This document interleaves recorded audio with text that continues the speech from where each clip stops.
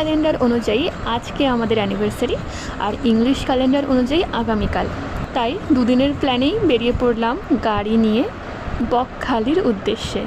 বেরিয়েছি বেলা 12:30টার সময়। আরও আগে বেরোতাম, কিন্তু গাড়ির কয়েকটা কাজ করানোর ছিল, সেটা করাতেই 2 ঘন্টা টাইম লেগে গেল। আমাদের এই বছরের অ্যানিভার্সারিতে দুজনকে দেওয়া গিফট হচ্ছে এই গাড়িটা। আমার গাড়ির খুব একটা শখ ছিল না, আমার ছিল এনফিল্ডের শখ। গাড়ি কেনার ইচ্ছা ছিল আমার বরের, আর সবসময় নিজের ইচ্ছাটাকেই প্রায়োরিটি দিতে হবে এমন কথা কিন্তু কোথাও লেখা নেই। তাই ভাবলাম চলো যাক, আমার অনেক ইচ্ছাই তো পূরণ করেছে, এবার না হয় ওর একটা ইচ্ছাই পূরণ করা যাক দুজন মিলে। গাড়ি কিনেছি বেশ কয়েকদিন হলো, একদম অ্যানিভার্সারি ডেটেই ডেলিভারি নিইনি। তার কারণ আগে থেকেই ছোট্ট করে একটা ভেবে রেখেছিলাম অ্যানিভার্সারির টাইমে গাড়ি নিয়ে কাছে পিঠে কোথাও একটা চলে যাব, তার জন্য তো হাত পাকাতে হবে। তাই আগে থেকেও প্রপারলি ট্রেনিং নিয়ে লাইসেন্স বানিয়ে রেখেছিল।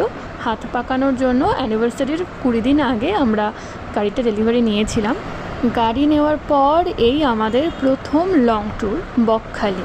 মাঝে মাঝে রোদ আর মাঝে মাঝে বৃষ্টি মাথায় নিয়ে আমরা পৌঁছে গেলাম বকখালিতে ঠিক 4:20-তে।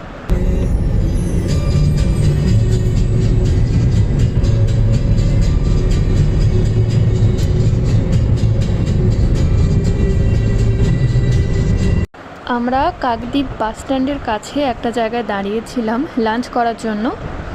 যেখান থেকে আমরা লাঞ্চ করলাম সেই হোটেলের নাম হচ্ছে হোটেল সৈকতচারী। এখানকার খুব বিখ্যাত মোটাদার হোটেল। যারা কাকদ্বীপ বা তার আশেপাশে থাকো তারা অবশ্যই চিনবে। প্রথমে আমরা দুজনে একটা করে ভেজ থালি নিয়েছিলাম। তার মধ্যে ছিল সাদা ভাত, শুক্তো, মুগ ডাল আর ঝুরি আলু ভাজা। 80 টাকা পার প্লেট ছিল। এরপর আমরা দুজনে মিলে ঠিক করে 1 প্লেট চিকেনও অর্ডার করেছিলাম। এর মধ্যে 4 পিস চিকেন ছিল আর দাম ছিল 170 টাকা। খাবারের দামটা অ্যাফোর্ডেবল ছিল, কোয়ালিটি খুবই ভালো ছিল, পুরো ঘরোয়া। পুরো খাবার আর 2টো জলের বোতল মিলিয়ে আমাদের বিল হয়েছিল 380 টাকা। এরপর আমরা আবার বেরিয়ে পড়লাম কাকদ্বীপ থেকে বকখালির উদ্দেশ্যে।